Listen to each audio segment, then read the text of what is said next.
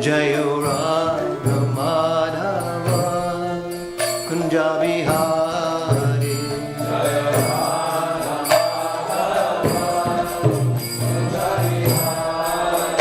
Jayo Radha Madhava Kunja Vihari.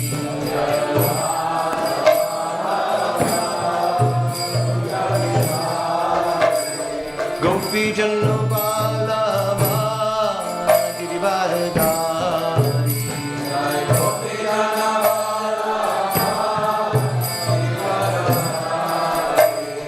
Gopi Janna Vallabha Girivardhari.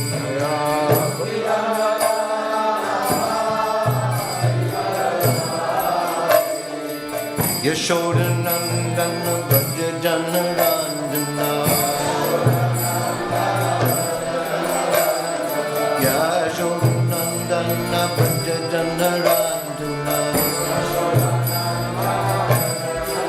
Jamuna Tira Vanachari.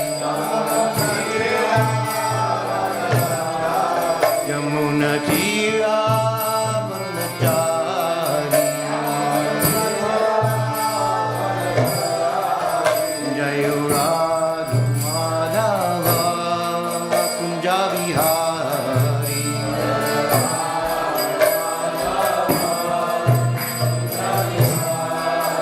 Jayo Radha Madhava Kunja Vihari.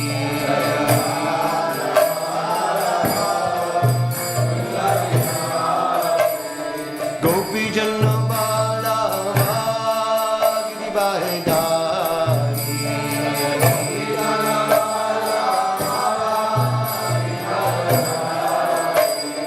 Gopi Janna Vallabha Girivardhari.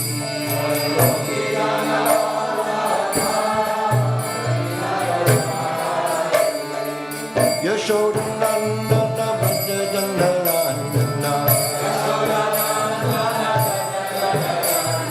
Yashoda Nandana Braja Jana Ranjana. Yashoda Nandana Braja Jana Ranjana. Yashoda Nandana Braja Jana Ranjana. Jamuna Tira Vanachari.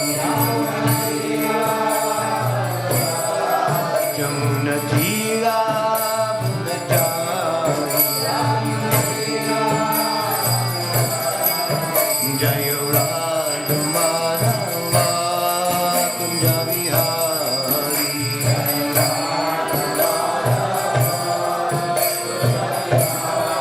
Jayo Radha Madhava Kunja Vihari.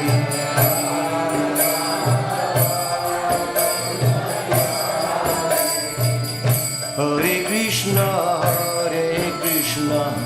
Krishna Krishna, Hare Hare, Hare Rama, Rama Rama, Hare Hare.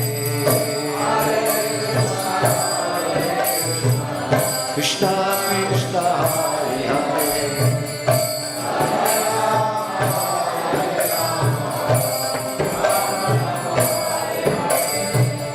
Hare Krishna, Krishna Krishna, Hare Hare, Hare Rama, Rama Rama, Hare Hare.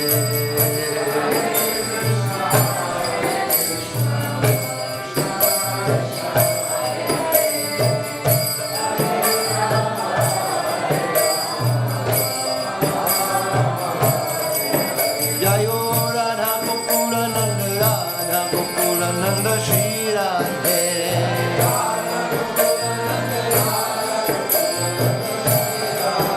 Jaya Sita Ram Lakshman Hanuman, Jaya Sita Ram Lakshman Hanuman.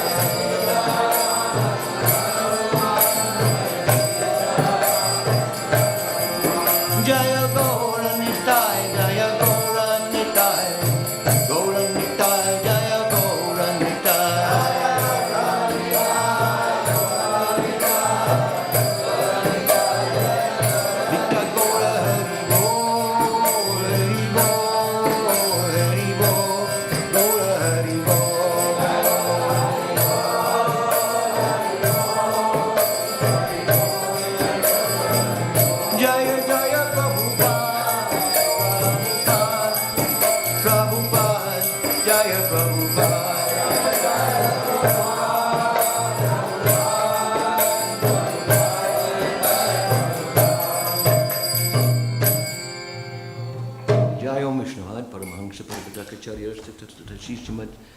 Divine Grace, A.C. Bhaktivedanta, Swami Srila Prabhupada ki jai.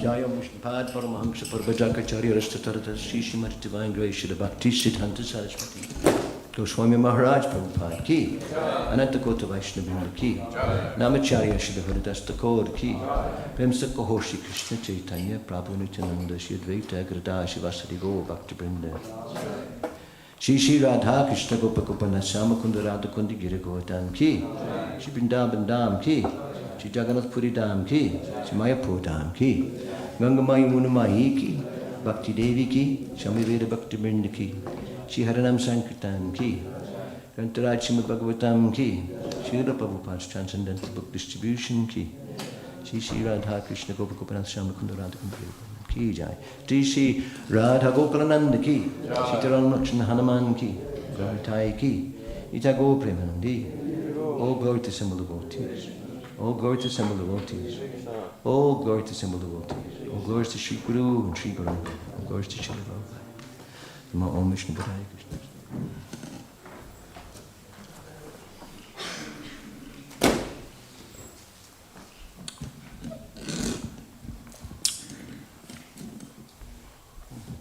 Wow. Hare Krishna.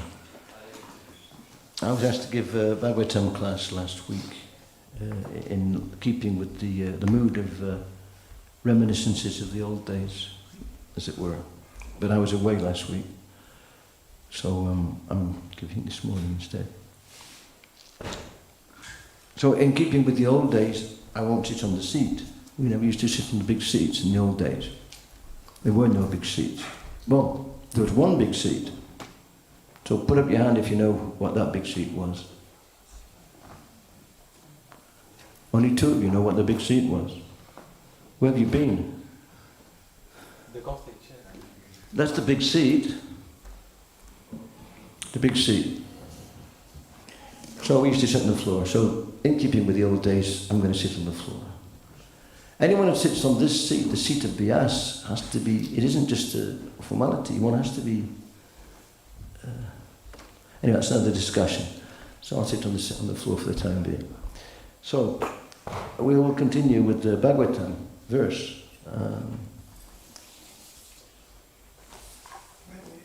Oh, thank you very much. I've got a seat. Yeah, thank you. Maybe with people who's watching on the internet, maybe you have to shift the seat away. Oh, to sit in the spot. Yeah, Is there someone up there to adjust it? Yeah. Is there? Yeah. There's a devotee that does it every morning. Okay. So you got that up there. I've not seen it move yet. But anyway. Maybe he's taking a tea break. Hare Krishna. Well, if someone could move this a little bit that way, because it, not that I'm worth looking at, but... The live stream's fine. Mm-hmm. The live stream is fine. You can see Is it? Oh, okay. Hey, we're okay. We're okay. Thank you, gentlemen. Thank you.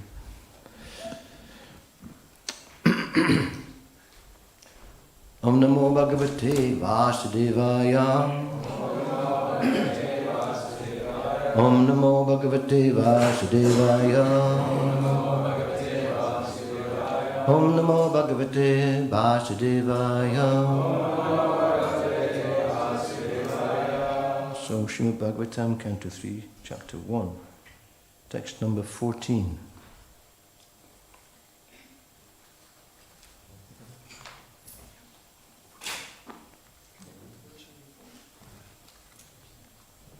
Text number 14.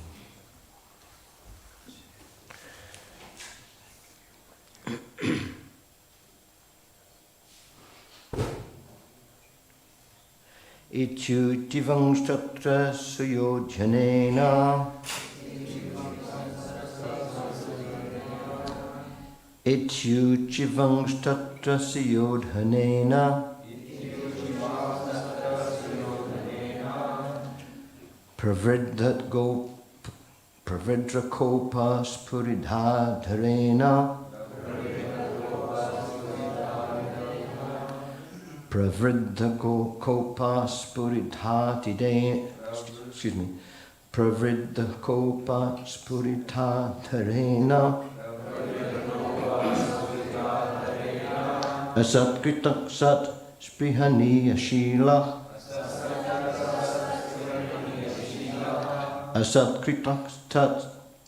Asatkrita sat sprihaniya shila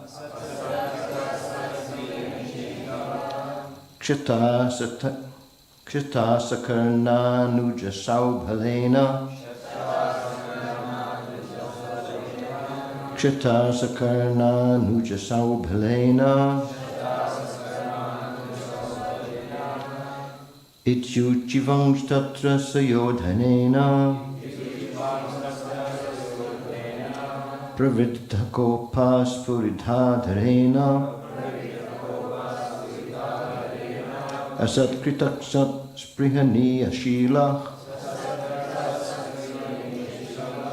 Kshita sakarna nuja saubhalena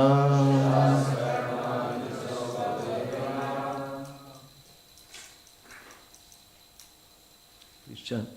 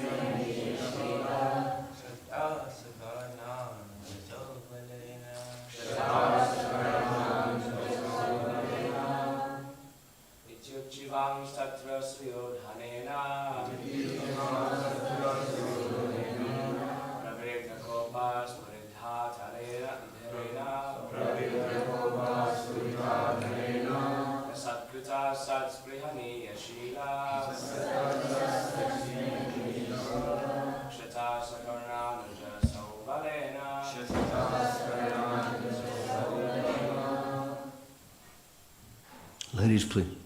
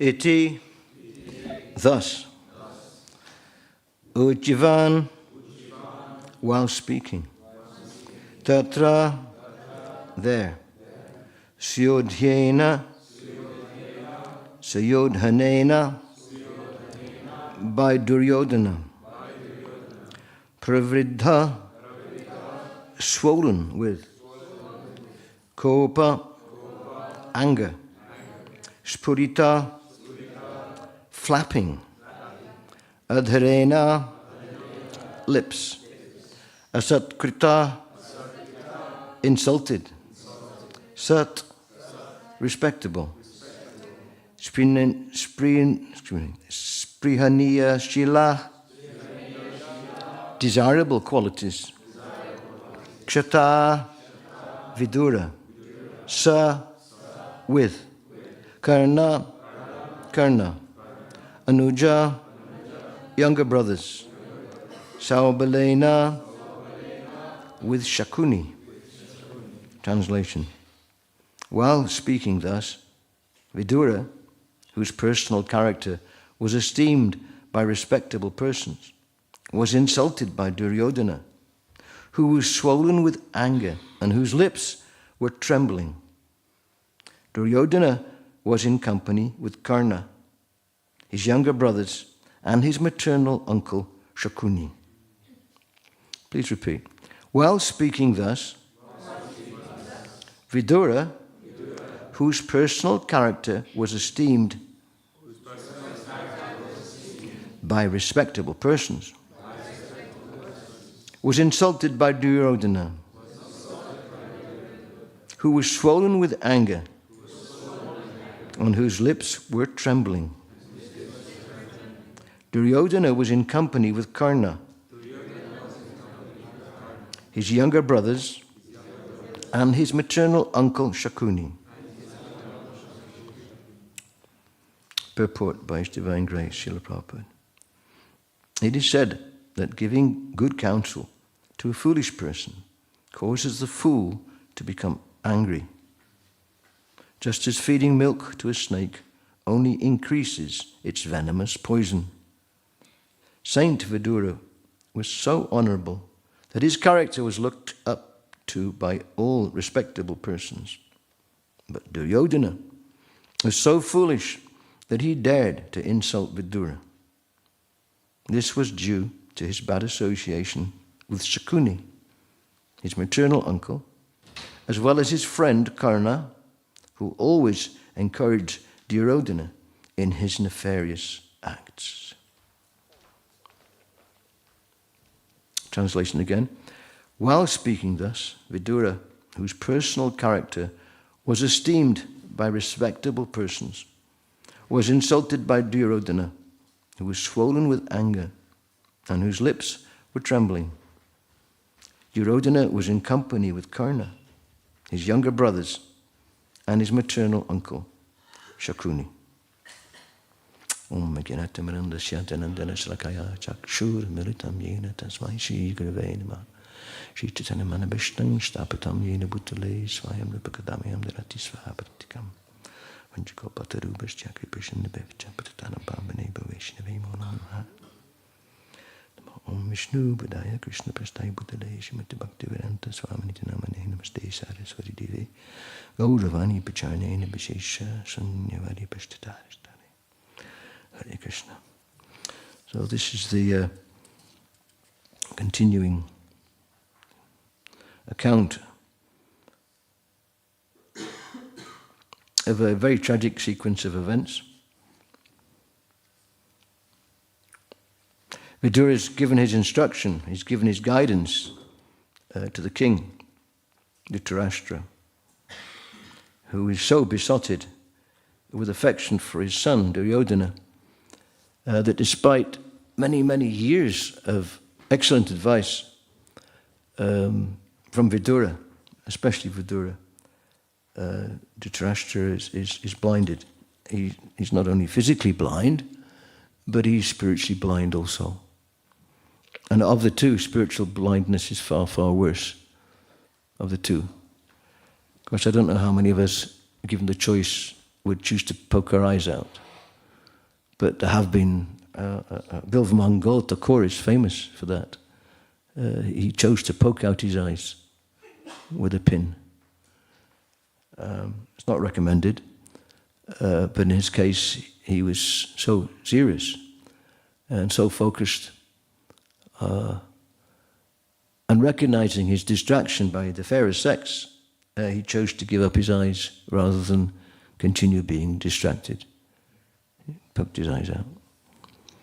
He has spiritual vision. And poking your eyes out it isn't a step on the path to spiritual vision. We have to purify our vision. And that comes from purifying our intention.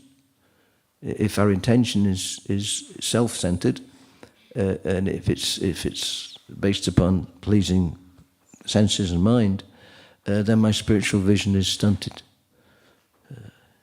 We are stunting our own spiritual vision by our own choice, life after life after life. But Srila Prabhupada is so kind. He's come to the stunted Kali Yuga culture of the whole planet now, but especially prominent in the West. Prabhupada is coming here to give us spiritual vision. how to purify the eyes. Prabhupada says when you're Krishna conscious, you will see Krishna dancing on the altar. I'm certainly a long way from that. Maybe some of you here see Krishna dancing on the altar. I don't know. But Krishna's there. Krishna's right here. Krishna's all around. Everything is Krishna's energy. Everything is Krishna's energy. And to see it separate from Krishna that's Maya. To see something separate from Krishna, that's Maya. Prabhupada says, well, how do we see Krishna? How do we see? And Prabhupada gives the example of the mother with the child. She sees the child's little sock or little booty. She merely thinks of a child. She sees the child's diaper, and she thinks of a child with love and affection.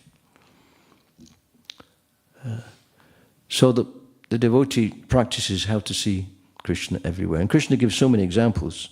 How he's the taste in water, the light of the sun and the moon, the sound in ether, the ability in man, etc., etc. So many different ways.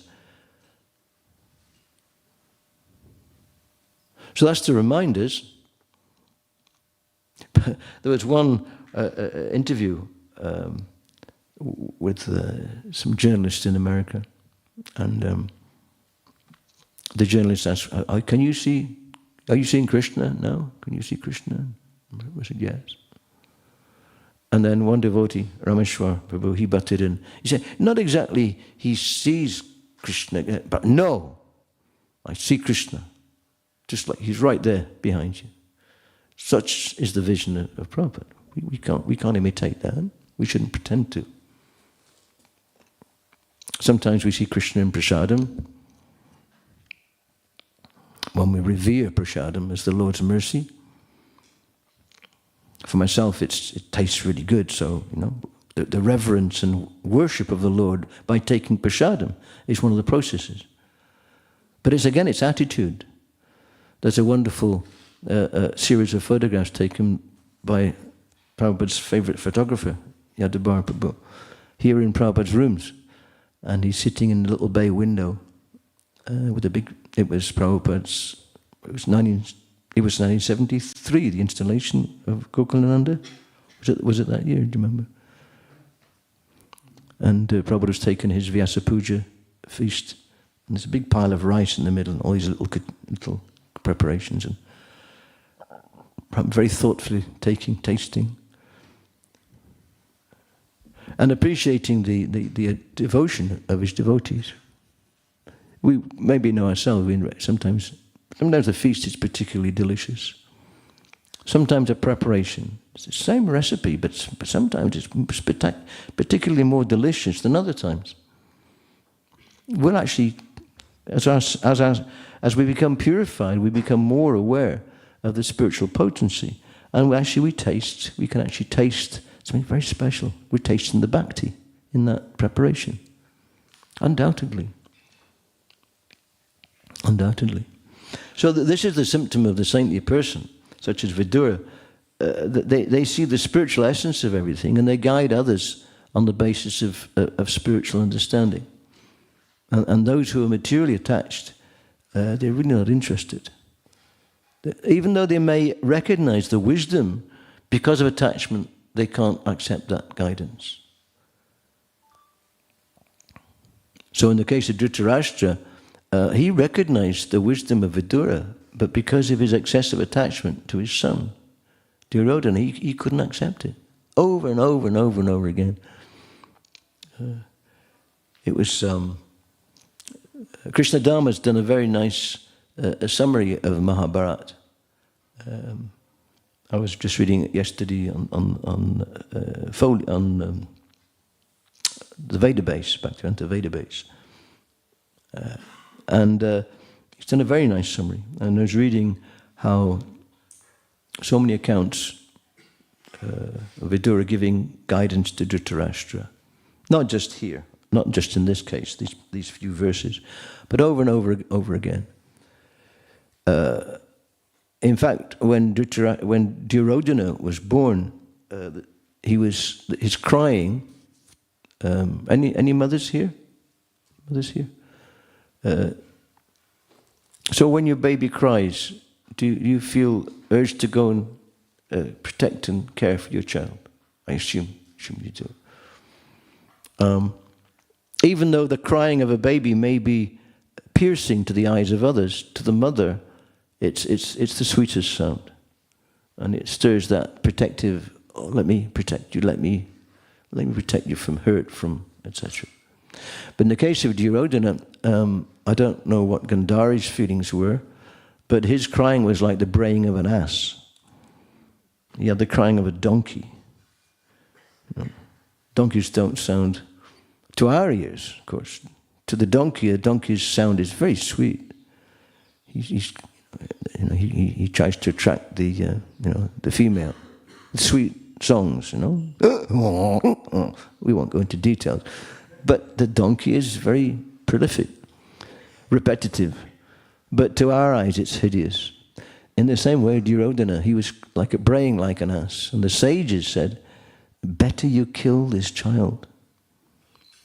Better you kill this child, newborn baby. He will be the destruction of the entire dynasty. So no parent wants to kill their child.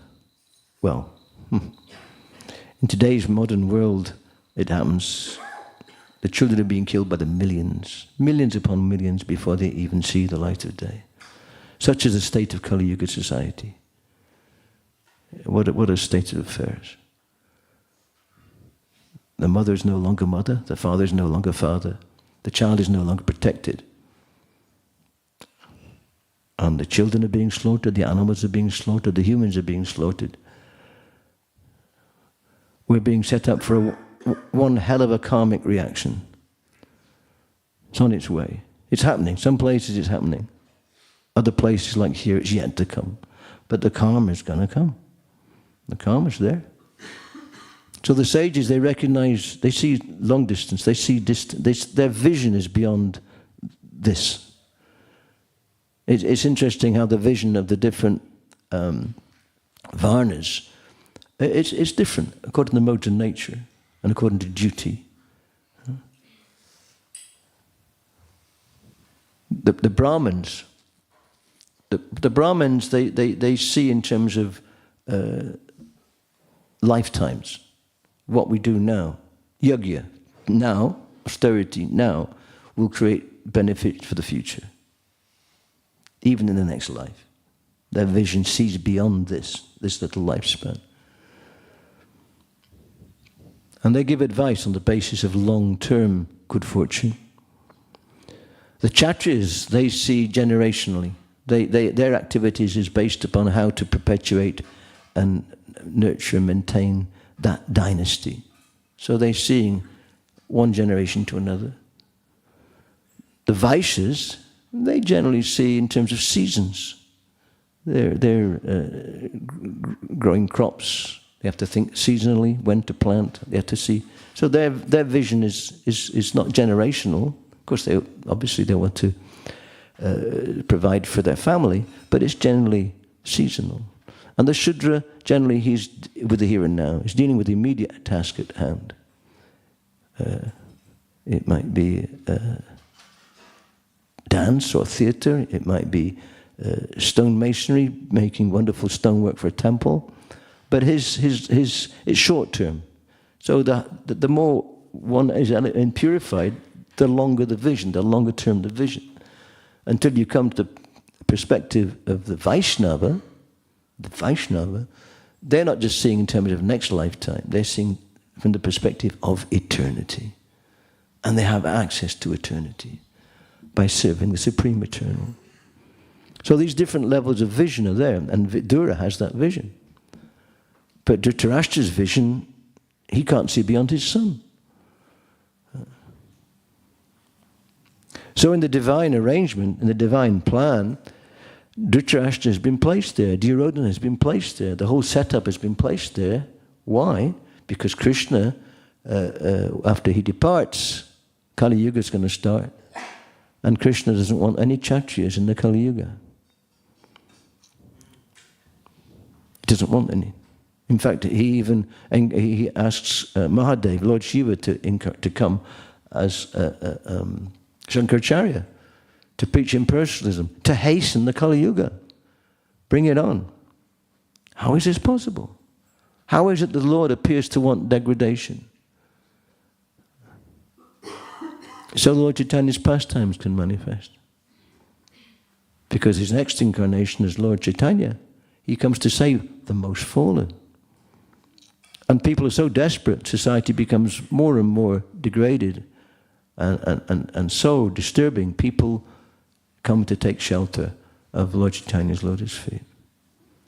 And generally speaking, the less intelligent person needs to suffer before they take shelter of something higher. An intelligent man, just by intelligence, yes, this is the right thing to do. Less intelligent, they can't see. It's Shastra or Shastra. Shastra is a stick. So Shastra or Shastra.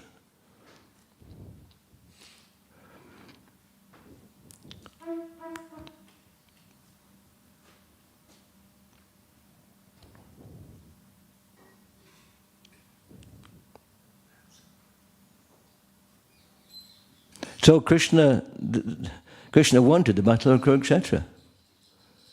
Everything was placed, everything was set up. Shri Shivada, Gokulanand Ki Jai.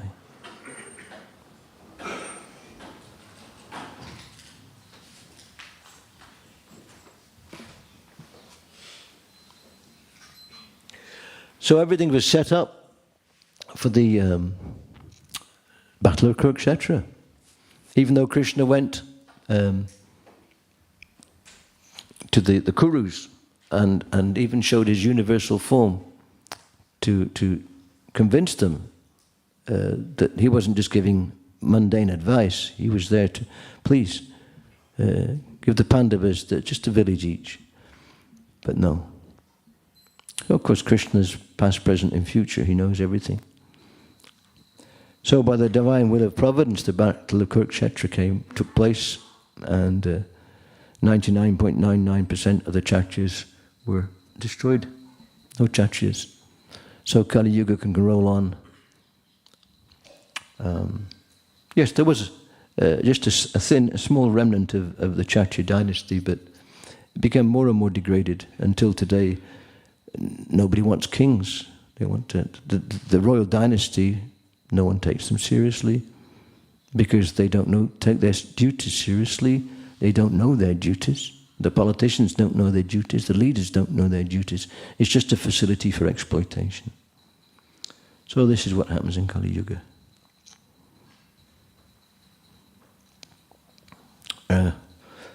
Talking about when we first opened the manor, I remember Prabhupada sitting on his different Vyasasan. Some of you have probably seen that picture of that Vyasasan. Very ornate. And Prabhupada said, one morning in class, he said, don't take birth again in Kali Yuga. Don't take birth again in Kali Yuga. And I was sitting in that doorway right there, in that little corner. And I remember thinking, oh, it's not so bad. Hey, this is nice. Here we are in this nice country house. It's summertime. 3 square meals. Even if it was just boiled cabbage and rice, it was all right. Great association, chanting Hare Krishna. What's to worry about? This is called short-sighted vision. We just see the immediate moment as we just think it's going to go on and on. No, it doesn't go on and on. Yes, we continue, we're eternal, but the particular arrangement of now, due to the force of nature and the modes of nature and material nature, it's all going to change. Either we're going to move on or we get moved out or whatever. Everything changes. People have lived in quite comfortably in some of the countries over the past 50 years, even since the Second World War. And things have recovered and economically and things are going very nice. And suddenly, whatever it happens to be, it might be natural disasters, it might be politics, it might be this or that, the other, suddenly they're refugees. Suddenly everything's gone. Everything's gone. There's a song by a band called the Mothers of Invention, led by a singer called Frank Zappa. I didn't like their music particularly, but there was one track called They Said It Couldn't Happen Here. And it kind of, I thought, well, yes. We think, oh, well, that can't happen here. Hey, anything can happen everywhere. So this idea that it can't happen here, it leads to complacency. And spiritual life is anything but complacency. It's easy to get settled in a comfort zone, but actually it's dangerous. So Prabhupada said, don't take birth again in Kali Yuga. So, got a few minutes for questions, if there's any questions. I'll just read the verse again. While speaking thus, Vidura, whose personal character was esteemed by respectable persons, was insulted by Duryodhana, who was swollen with anger and whose lips were trembling. Duryodhana was in company with Karna, his younger brothers, and his maternal uncle, Shakuni.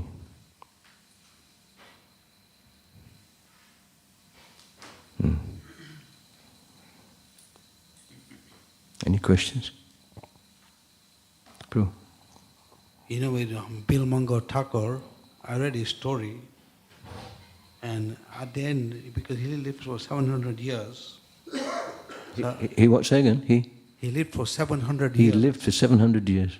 At some point, he did get his eyesight back. Did he? Yeah, Krishna gave him the eyesight back. Still, it's risky, isn't it? Well, I asked Gaur Govinda Maharaj this question about what he did, what Bilmango Thakur did. And he said, you ought to be on the level of bhava. And he just laughed. But the story with Bilmango Thakur was in that point where the eyesight came back. At some point, his eagerness to see Krishna became very strong. So when that eagerness became strong, then Krishna gave him the eyesight back. Yeah? Initially, he didn't want to do anything with the material world because he wanted to be... Maya was affecting him. But at some point, when his desire to seeing Krishna became strong, nothing else, then Krishna did give him the eyesight back. So was it material? It was material eyesight. It wasn't just spiritual eyesight. Because the senses, we have our physical senses, which are dependent upon this physical arrangement. But the senses go all the way to the soul. Our mental body has all the senses. Our etheric body has all the senses. The spiritual body has all the senses. The senses go all the way to our very core existence. And there are people who do see things which are beyond our physical vision, you know. Because the story went, Chintamani, she had a picture of Bilmango Thakur in her place. Did she? Yeah. Oh. When he poked his eyes out, the blood came out of the picture of the eyes. Oh my gosh. And she was observing, messages were coming to Chintamani what Bilmango Thakur was doing in his bhajan with Krishna and everything. Yeah. At some point, when his eagerness came to see Krishna became strong, Krishna gave him the eyesight back. And in the picture, the eyes came back. Oh, remarkable. Such are the pastimes of the pure devotees. Yeah.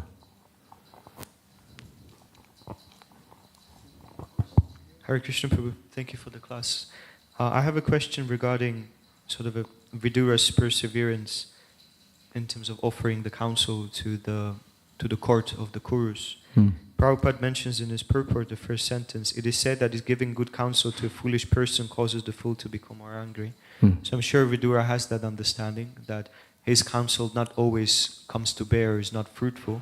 So how come he still continues giving a counsel while he understands that, okay, this makes just Duryodhana more and more angry? So why he haven't withdrawn himself earlier? Why he haven't just Because stopped? it's my understanding, I'm not a great scholar of Mahabharata, but I understand that Vidura was giving counsel to Dhritarashtra. Everyone listened to the king. He was the king. even the Pandavas, they had the greatest respect for the king. They didn't always disagree. So whatever Dhritarashtra gave the nod or the go-ahead, yes, he would, everyone would follow. So he indulged his son, Duryodhana, who always wheedling and trying to he always wanted his own way, and his father always gave in. So Vidura's advice was to Dhritarashtra. Duryodhana wasn't interested. So Vidura was hoping against hope. Hoping against hope. Finally, after Dhritarashtra had lost everything, he lost his sons, everything. He was, and Vidura gives advice. He says, you're just like an animal. You should go to the forest. And finally, when he's lost everything, and he's nothing left to give up, that's when he goes to the forest. But again, it's Krishna's arrangement. Krishna arranges individuals with particular modes of nature, with particular inclinations to facilitate his pastimes. But it was Vidura's advice was to Dhritarashtra, and anyone else who'd listen. But he hoping against, and finally, of course, he leaves eventually. Does that answer your question? Yes, thank you. Oh, okay.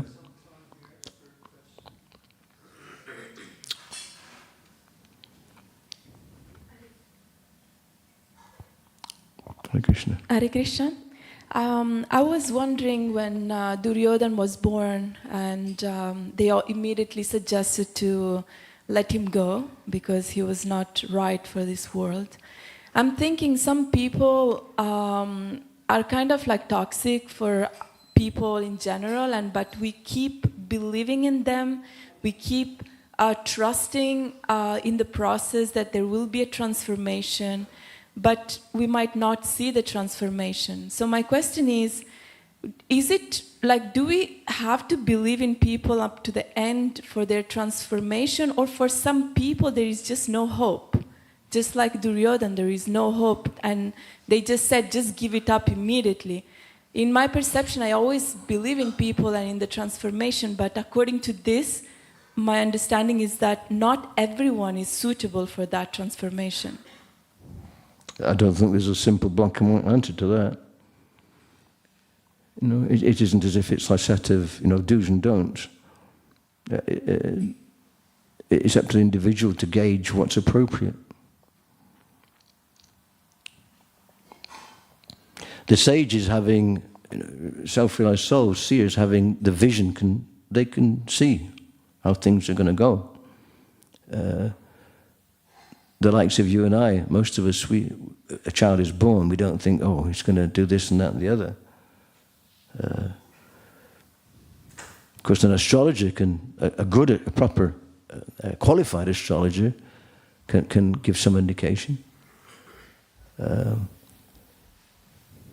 we shouldn't go around, executing people on the basis of what they might do in the future. That's the kind of thing of dystopian science fiction stories. A person's guilty until proven innocent. But how much energy we give to others, the compassionate soul sees things and acts on a level sometimes it's beyond material comprehension. But some persons are... For a person who isn't demonic, it's difficult to kind of comprehend the demonic mentality. And Krishna gives some hints in the Bhagavad Gita about the nature, the mindset of the demonic person. But the pure devotee sees that every living entity is ultimately is actually part and parcel of Krishna, and they deal with them appropriately. And it's knowing what's appropriate. That famous adage, hate the sin, not the sinner. we should be careful not to hate the sinner, because it's the modes of nature which are working. With compassion, sees beyond the conditioned state and tries to fan and nurture the slightest inclination of anything spiritual or service. To engage others, whether they're conscious or unconscious, in the service of Lord Chaitanya and Srila Prabhupada. So but because if one is becoming exhausted and depleted by a particular situation, but then again there's duty as well. We have duty to particular, especially family members, to children. We have duty. We have duty. I can't give a little answer quick in a quick nutshell. I don't think there is one. But without that spiritual vision, we will see things from a materially conditioned perspective, and we can't necessarily see what's appropriate for that individual. An appropriate reciprocation, appropriate behavior, that's very important. For example, in the four Varnas, the Brahmins are very compassionate and humble. The Kshatris, on the other hand, they don't display the qualities of the Brahmins. It isn't required. It would be disastrous for Kshatris to not guard the principles of Dharma and protect the citizens. So there's different modes of behavior appropriate for different Varnas in society. I don't know if that answers your question. Priyojana.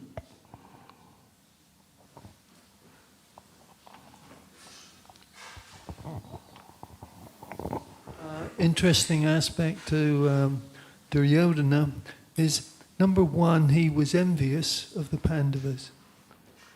It wasn't a case of he knew all Dharma and all these things, but envy poisons. And so he wasn't going to see reason anyway because of his envy of their character and their qualities. The other thing is, I remember in the Peter Brook film, there was an illustration of the character of Duryodhana, and they said to him, "Look, aren't you ever satisfied?" When he was trying to when they were trying to negotiate it, and he said, "I don't want to be satisfied." That's a demoniac mentality. Well, that's Peter Brook's, according to the version of, but it demonstrates the mentality. The mentality. There is no satisfaction. There isn't any. There isn't any. Which is tragic, because the soul in its pure state is naturally fully satisfied. But how can you and I, how can the eternal spirit soul be satisfied with any arrangement here? Yeah, envy was a big motivation. When he saw when Duryodhana saw the wonderful palace provided by Mayadanava, and he was overwhelmed by envy even before he got in there. And then, of course, a series of incidents where he falls into the pool inside the palace. There's pools which look like the floor. He falls and he's drenched, and everyone starts laughing at him. Yudhishthira is very grave. He knows what's going on. And Krishna can see this is going to be, because it's part of Krishna's plan. He had to be humiliated. And then he walks into a door, a crystal door. He thinks it's open, it's shut. Bang! Anyone's walked into a door. It's not very nice. But when you're trying to maintain false prestige and you're proud, it's just one thing after another after another. So he was almost being set up to become ever more inimical to the Pandavas, which is what Krishna wanted. Krishna didn't push him to do that. Duryodhana was using his own independence. So Krishna utilizes the independence of every living entity to carry out his plans. The jiva soul has particular desires and inclinations. He takes birth as an earthworm. And the earthworm is playing its part in the big picture. simply by following his desires. Krishna's not saying, well, you got to eat dirt. No, the earthworm is doing great service by eating dirt. But either one way or another, we've got to serve. So we can eat dirt or we can eat rasgullas. The choice is ours. Some other question? You mentioned the different type of visions, and at some point you said the Shudra, they see only like the here and now, and the Vaishnavas, they see eternity. And so from my understanding, this vision of eternity, in a way, it's also the here and now. It's like the eternal present, from my understanding. So what would be like the difference between the Shudra here and now and the Vaishnava here and now? Yes, here and now, yes.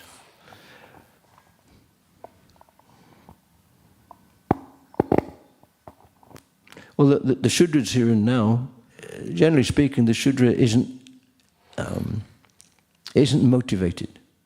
They'll do what's necessary to maintain their eating and sleeping.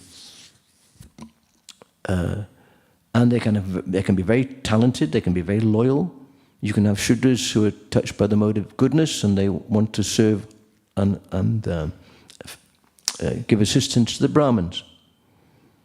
And the Shudras who are touched by passion and they'll serve the Kshatriyas. The chariot driver is a Shudra. He's got to be brave. He's out there in the middle of a battlefield. He's risking his life.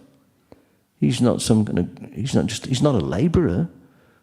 Shudra, I think we've got a deep misunderstanding of what's meant by Shudra. They're not independently motivated. They serve those who are independently motivated. And when those who are independently motivated are motivated by a desire to utilize their abilities in the service of Krishna, then they're Vaishnava. So Maharaj Ramananda Roy, he came to see Lord Chaitanya. He was carried in a palanquin, yet he was a Shudra, because he was serving Maharaj Prataparudra. He was a servant of the king. So those who serve the Kshatriya, they're Shudra. But their position in society might be way above that of a Vaishya. Big responsibilities. So there's those who are Shudra servants who serve the Brahmin, and there's those who serve the Kshatriyas, there's those who serve the Vaishyas. And a barber serves, for example, a barber, he's independent, but he's a servant at the same time. That's kind of, it's very complicated. I'm just giving a few examples. It isn't just black and white. But in terms of here and now, well, there's a transcendental here and now, and there's an immediacy of satisfying the senses, which is a material mentality. When I'm saying here and now, I'm using the example of for example, a stonemason or an artist. Their concern is this little bubble that they're dealing with. It might be not just today, it might be tomorrow. They've got to prepare the paints they're going to use, they've got to get the stone, etc. The here and now of the transcendentalist, he's utilizing the here and now fully in the Krishna service. His attention to detail is very, very focused. Attention to detail. It's not as if, I'm in transcendence, we're not bothered about details. No, very detailed, according to his duty. And Srila Prabhupada was a good example. His attention to detail. And then as his movement grew, he designated his, is that the right word, to various managers to look after details, because Prabhupada really wanted to focus on his translating work. But it wasn't easy, because Prabhupada picked up the bears and monkeys, engaged them in transcendental activities, and not everyone had the qualities. But Prabhupada, I refer to Prabhupada sometimes as a transcendental pragmatist. He utilized what Krishna sent him in the best way possible. And he was able to accomplish an amazing thing, establish Lord Chaitanya's movement in the wasteland of the Western world in the Kali Yuga. I don't know if it answers your question. Thank you. Hare Krishna. Anything else? Thank you very much. It's 20 to 9, time for breakfast. Thank you very much. All glories to Srila Prabhupada. Ki Jai.